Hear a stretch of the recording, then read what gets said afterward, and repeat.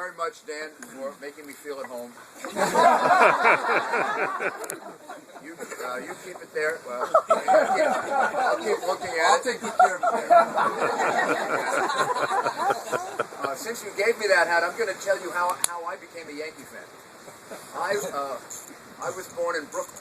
I was born in Brooklyn, 1 mile from Ebbets Field, where the Brooklyn Dodgers played.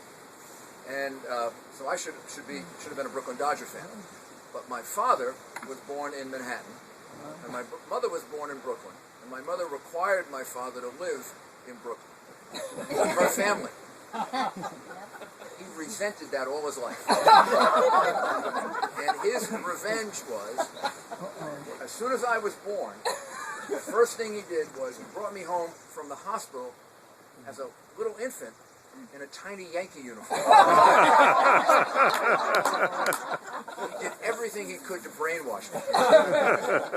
Before I even remember, he was telling me stories about Babe Ruth and Lou Gehrig and Joe DiMaggio.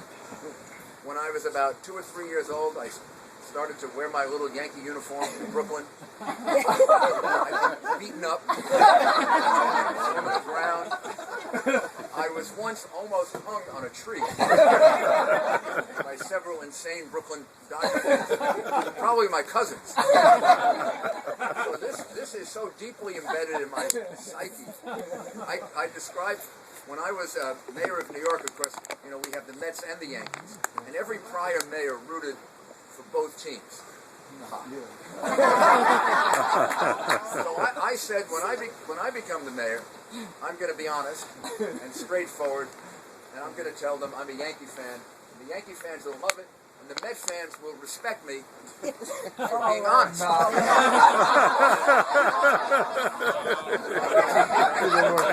It worked that way. So, thank you. And thank you very much to Jack for what he's doing with the party. Absolutely.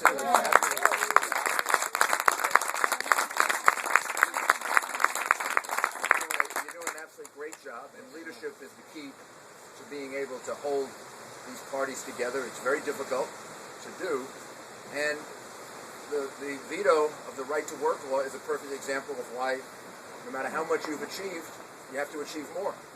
If you can overcome that veto, that'd be great for New Hampshire, but it would be fabulous for the country. You know how many other states would like to do what you're doing? And you could really lead.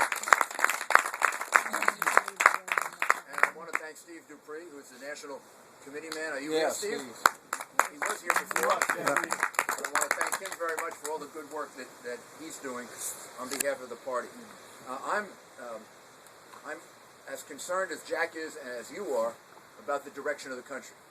It's very, very simple. I think we're going in absolutely the wrong direction on just about everything, particularly our economy. The president has done tremendous damage to our economy. All you have to do is look at yesterday's numbers. The unemployment rate. This is the longest sustained period of such high unemployment since the Great Depression. He took over this country almost 3 years ago. I don't care what kind of a mess he says he inherited. At this point, it's his mess. I mean, at this point, we got to stop. In the law, we have a statute of limitations, except for murder. Well, there's a statute of limitations on blaming Bush. It's his responsibility now, and he's the one who has made all the wrong decisions that has resulted in our economy being unable to recover the way it should. He has literally stopped our recovery. And if we let him stay in office for another 4 years, it's going to be really hard to repair the damage. It's going to be really hard to repair the damage starting in January of 2013. It's going to be very hard. And so this election is vitally important. And we can't do it with just one house, with just the United States House of Representatives. I think it's really unfair very often. Even a lot of people in our party are saying, well, people in the House of Representatives didn't go far enough. Well, they only control 1/3 of the government. What the heck? I mean, I think it's remarkable that they've been able to go as far as they've gone. And unlike some of the people in our party who are critical, and some of them running for president, about Paul Ryan, I think he's a hero. I think that he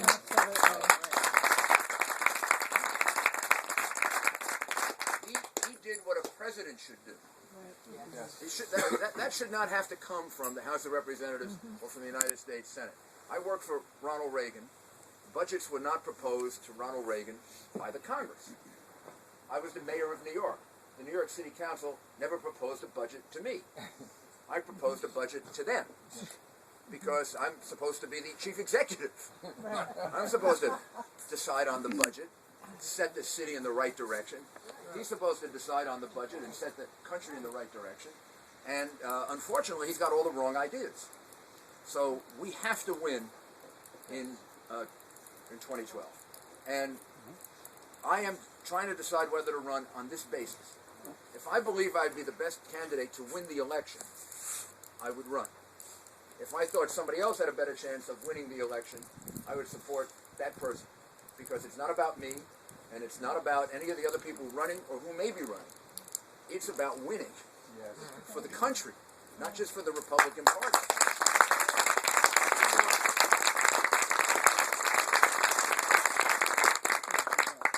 I want to make sure that, starting in 2013, we do things like immediately repeal Obamacare.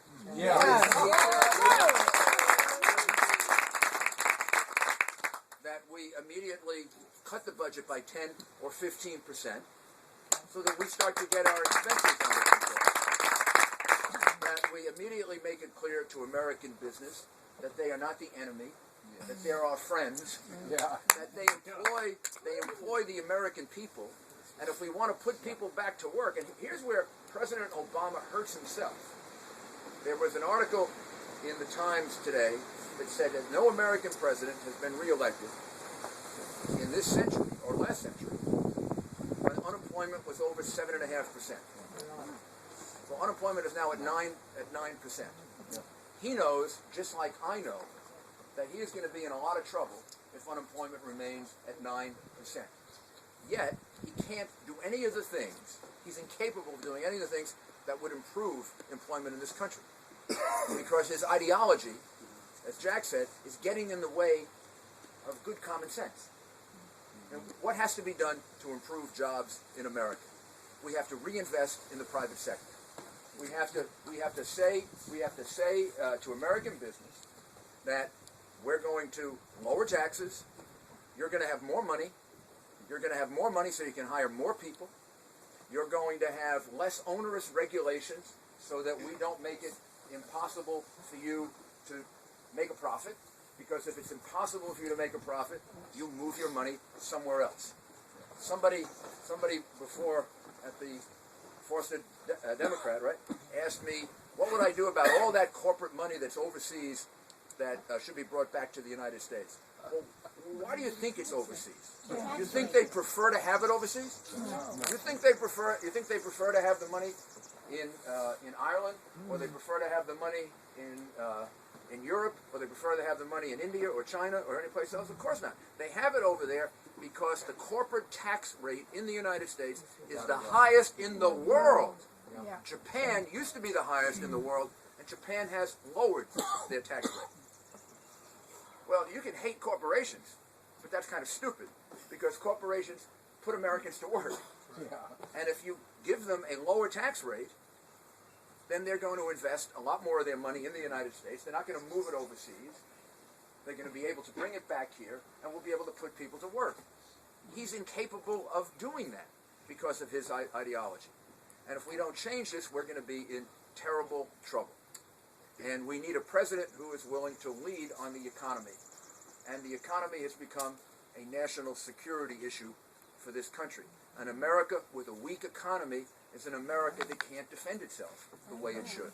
When we have to be asked questions like, can we afford to have troops in Afghanistan, that is crazy. We're the richest country on earth. We have to be able to afford whatever is necessary for us to defend ourselves.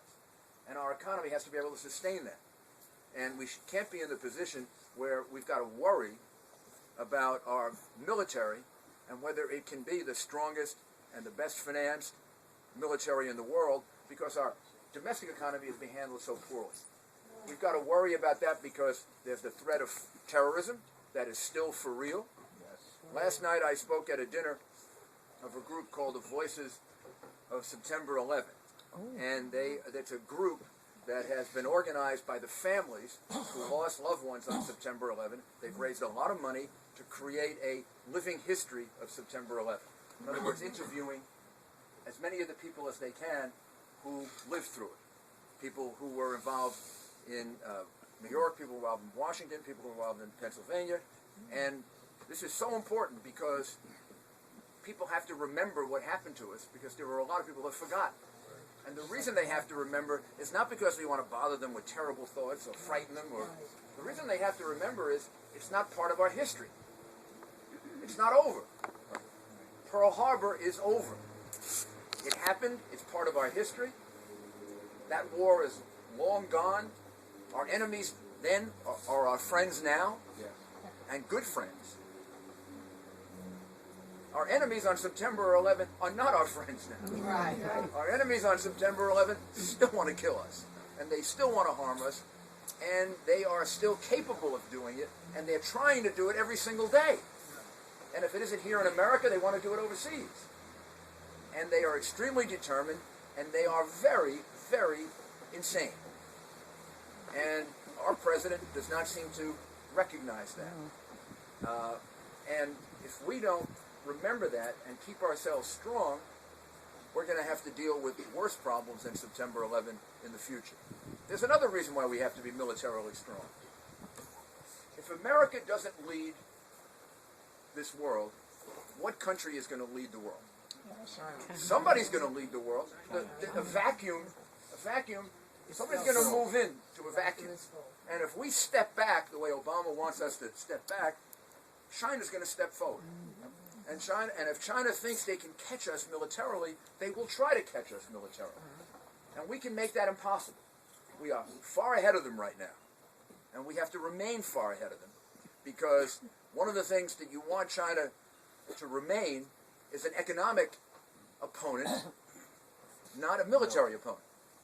As an economic opponent, we can defeat them. As a military opponent, if we're not going to defend ourselves, who knows what can happen? Too many countries in the world are now looking to China as an alternative to the United States, and our president seems to be frightened of China. He seems to be overwhelmed by how strong China is, how he has to be really, really careful about how he deals with China. When the Dalai Lama came to visit the White House, the Dalai Lama had to come in the back door of the White House. That's disgraceful. That's absolutely disgraceful. That's being afraid of China. I mean, you show that to the world. How do you think world leaders look at that? They look at that as a president who's not leading America the way they remember America. I'll give you another example of that. The whole situation in Libya. President of the United States first announces, when all the demonstrations began against Gaddafi, first thing he said was that the government's stable. Hillary Clinton announced that that Gaddafi's government was stable. Then the demonstrations got worse. The French got very upset. The European Union got upset, and they wanted a no-fly zone. He spent 3 weeks trying to figure out whether we would join the no-fly zone. During that period of time, Gaddafi, who had been pretty close to being defeated, had plenty of time to take the rebels, drive them all the way back, kill a lot of them. And I think of it this way. We finally made a decision that we were going to join the no-fly zone. So I want you to think of what must have happened in Libya that night. Gaddafi is sitting in his tent. One of his aides walks in and says, "Colonel Gaddafi," and it's very interesting to wonder why Gaddafi is still just a colonel. Right? He controls the damn country. By now he should be a general. But he's still a colonel. So he's Colonel Gaddafi. So his aide says to him, "Colonel Gaddafi, I have some bad news and I have some good news." And he said, "Well, tell me the bad news first." Well, the bad news is there's going to be a no-fly zone. He said, "Well, what's the good news?" He said, "Well, the good news is the French are going to lead it."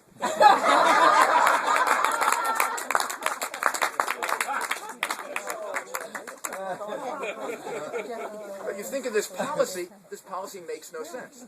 We have a no-fly zone in Libya because we are protecting the Libyan people from something.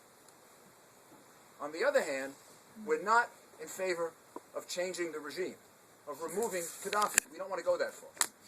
But who are we protecting Libyan people from? Gaddafi, right?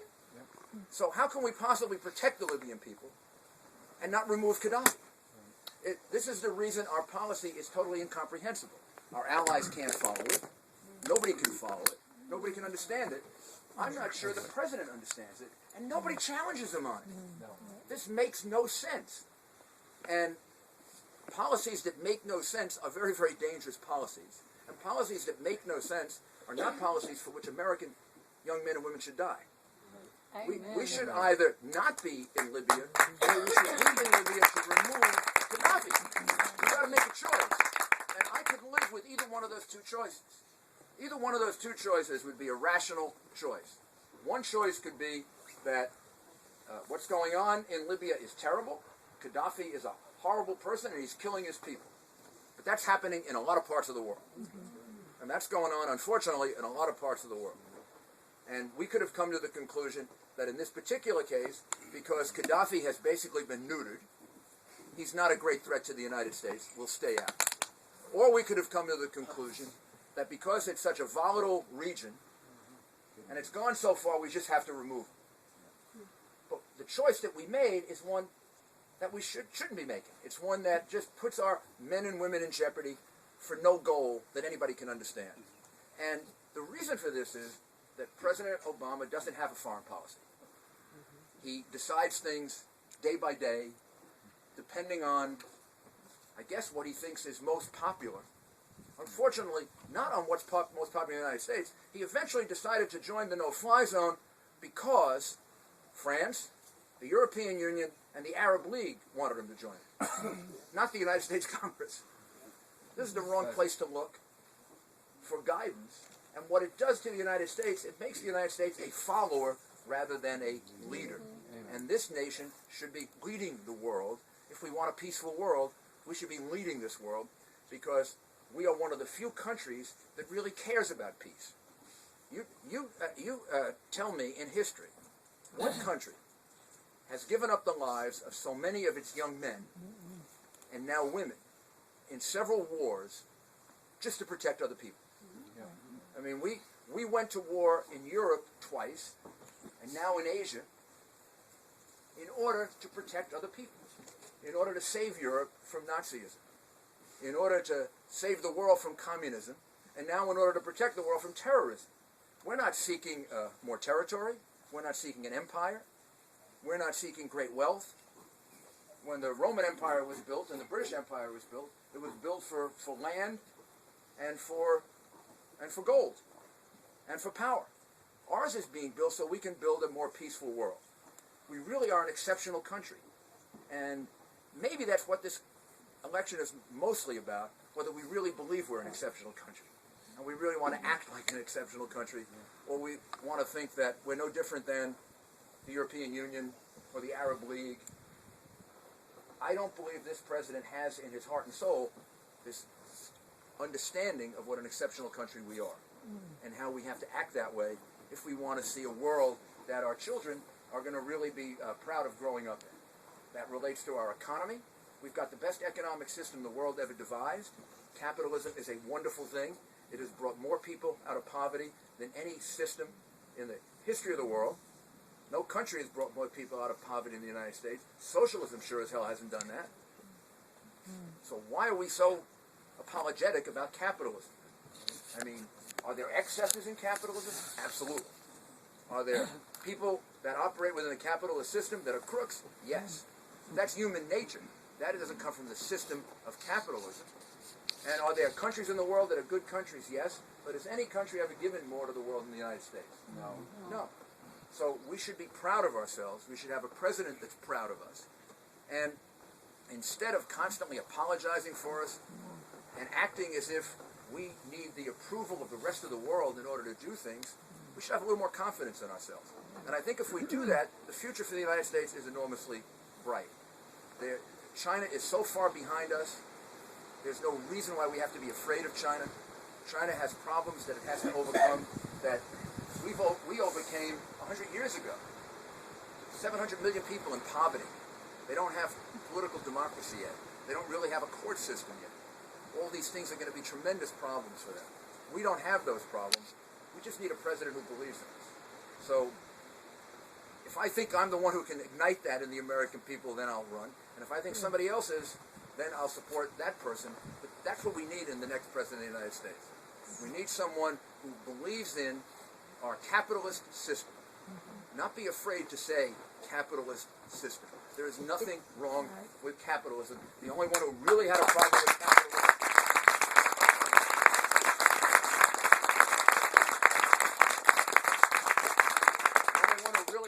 with capitalism was Karl Marx. He never produced a job for anybody. So I would be more than happy to take your questions or observations. I know it's cold.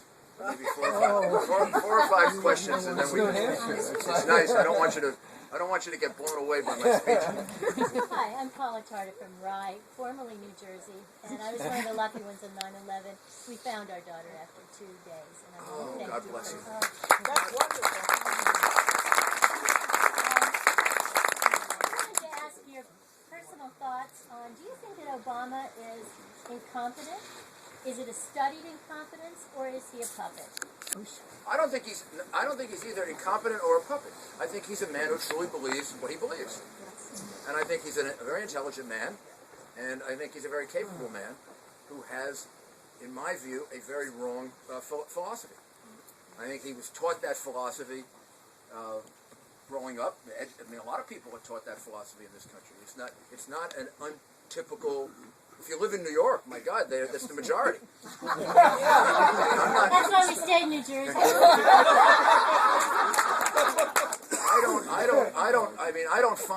I don't find what he's saying so strange because I've had to grow up with it. You know, when I took over New York City was a socialist economy. New York City owned 500 gas stations. It owned 17 hospitals. It owned a radio station, 2 television stations.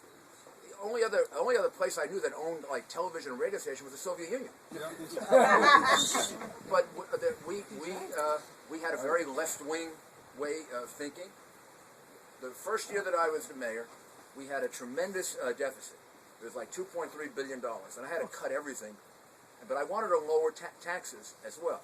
But I knew I couldn't do a big reduction. But I wanted to do some tax reduction to kind of get it started, to sort of develop the momentum for it. So I lowered a tax, lowered it about $30 million, about a $30 million reduction. And it was not, I wanted about a $100 million reduction. I only got $30 million. I was very disappointed.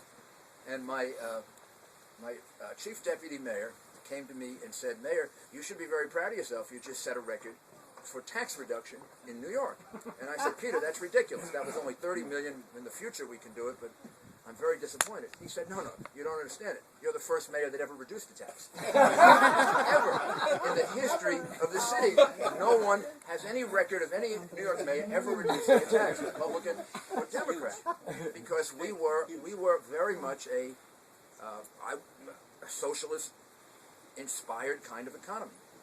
And the president has that, whether you want to call it socialist, or social democracy, or left-wing, or that's very much his thinking, progressive or whatever it is. The idea is that government can solve your problems. And every problem has a government solution. You just hire enough people, and the government will hire enough people for the government, and they'll be able to solve the problem. That's what he wants to do with health care. If Obamacare happens, we will employ probably another 20 to 30,000 people to regulate our health care all throughout the country.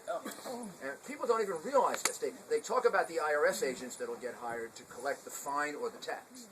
And that's supposed to be about 12 or 15,000 IRS agents.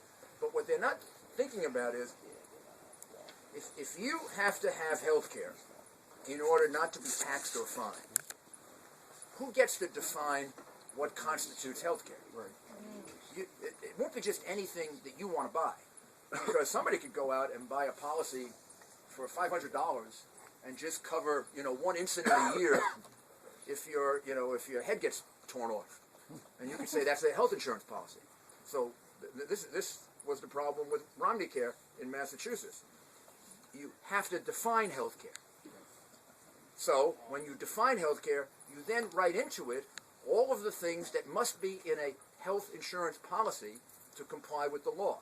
And that's where the expenses go way up. That's how it tripled in expense in Massachusetts, and it will quadruple in the United States. They will say, to have a health care program that meets the law's requirement, you must cover all hospital stays, you must cover all doctor's visits, you must cover psychiatrists, you must cover, and there'll be a big long list, and in New York the list is about that high, of what constitutes health care. And then the expenses go up enormously, because everything will be on that list. And who gets to decide health care for you? The United States government gets to decide that. You may not want all that on your policy. You may say, the hell, I don't want all that. I may want a very large deductible, in which I say, I'll spend $500 a year, or $1,000 a year. I'll even spend $2,000 a year on doctors. I just don't want to spend $10,000.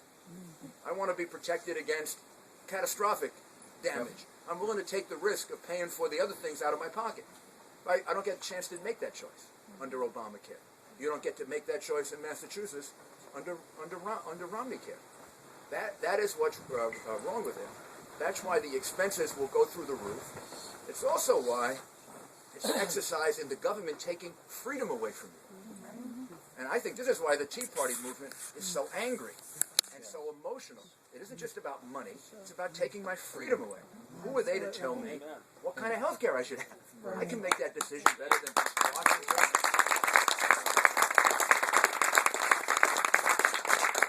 And I think that's what we're fighting. I think that's what we're fighting for in this election. How would J.P. Marzullo, how would you handle the Israeli situation as it stands right now? How would I handle the Israeli situation? First thing, I would have handled the Israeli situation differently for the last 20 years. I threw Arafat out of the United Nations. I threw Arafat.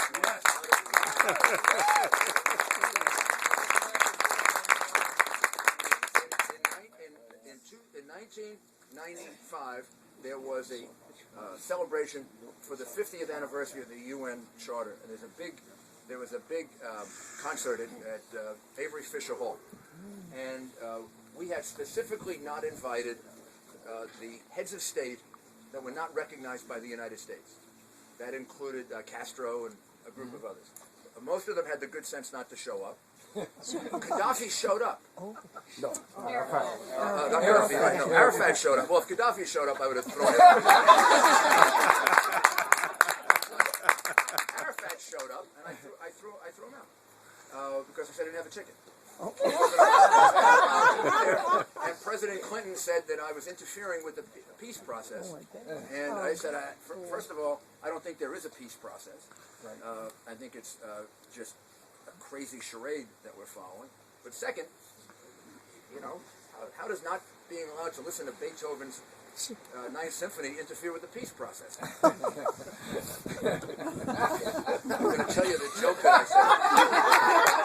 What I said was, with that thing around his head, he can't even hear it.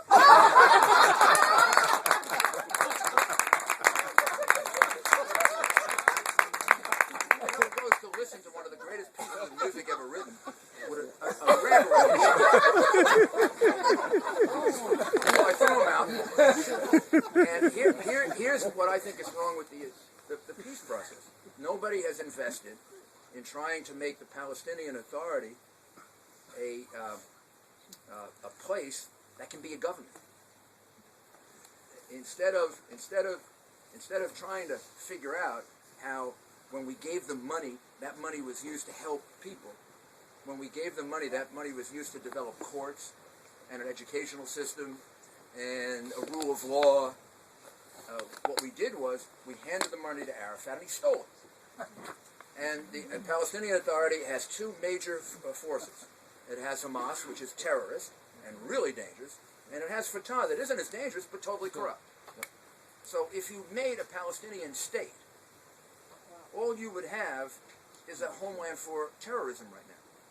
And there's no reason for us, the United States, forget Israel, there's no reason for us, the United States, to create another haven for terrorists. We have to first require them to clean themselves up. Then we can support making them into a state. Obama is living in a dreamland about the Palestinian Authority. Yeah. I mean, he's living in a dreamland. And if you can spend the time doing in Palestinian Authority what we've done in Iraq, then you have a chance of creating a state that can live next to Israel in peace. But that's what we should create. We shouldn't create a place that's going to be a homeland for terrorists. We're just going to have another war there, for the next 20 years. And I don't think Obama has thought his way through this the way he should. Thank you. Mr. Mayor, back again to Israel.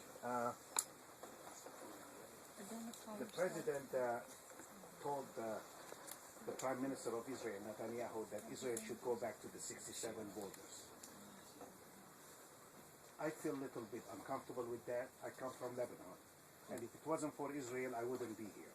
I consider Israeli army and the Mossad and the IDF the most powerful army after the United States that protected the Christians in Lebanon there. Right.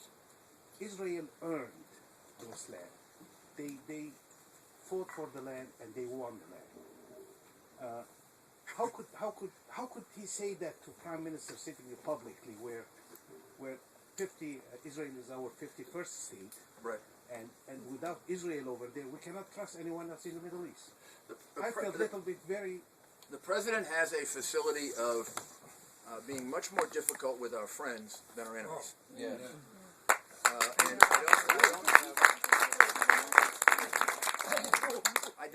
there is no possible way that Israel will agree to that because they can't defend themselves if they agree to That's that. right.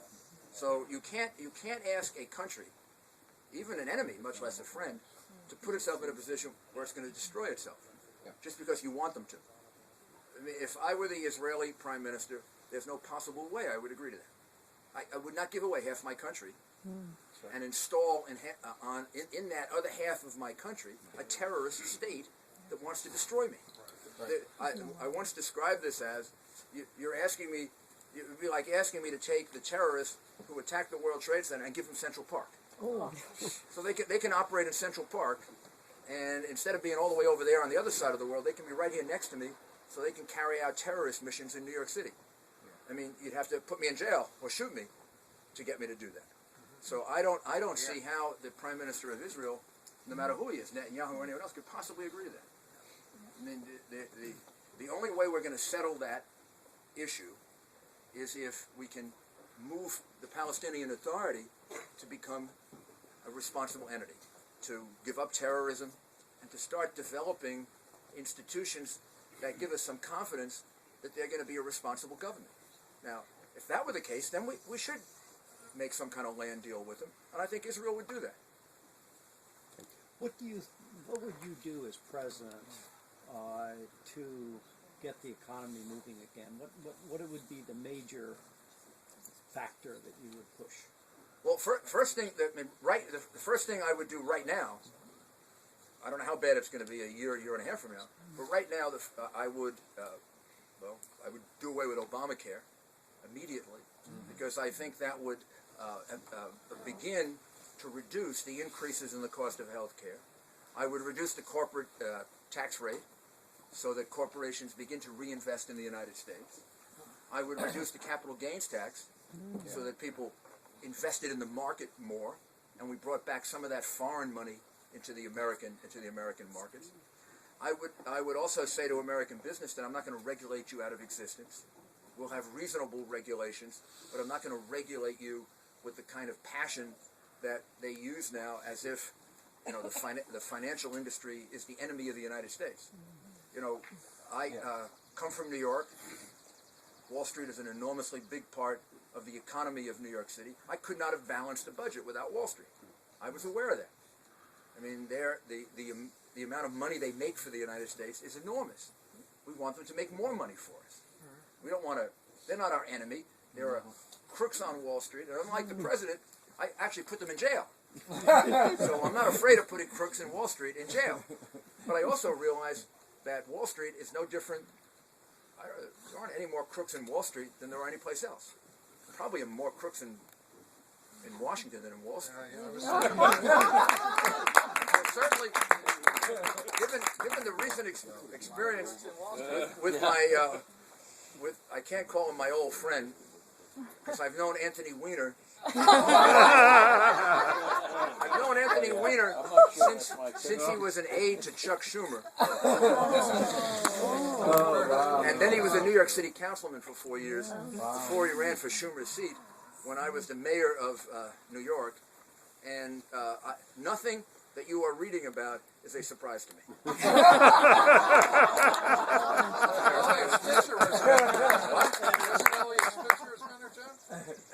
Elliot Spitzer. There's something. See this. I got elected as the first Republican in New York City in 25 years. I was the first one to remain a Republican in 50.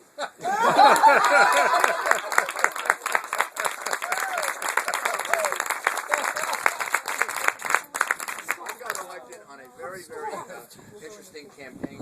See if it would work now. Here's what it was. You can't do any worse.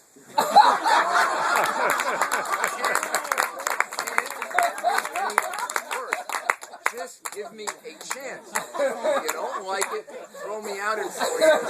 But I can guarantee you of one thing. I don't know if I can make things better, but I cannot make them any better.